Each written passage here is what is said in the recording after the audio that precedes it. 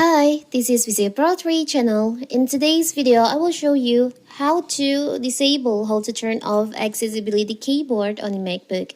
Before we get started, don't forget to subscribe and turn on the notification to keep you updated about this channel. So let's go.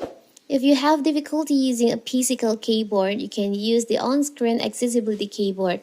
When you type on the accessibility keyboard, a wide range of possible words are suggested to you. Picking from the suggestion helps reduce the amount of typing you need to do.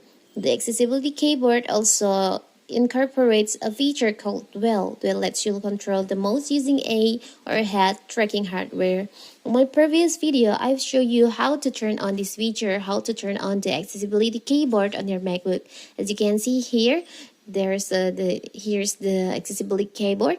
And what if you want to turn this off?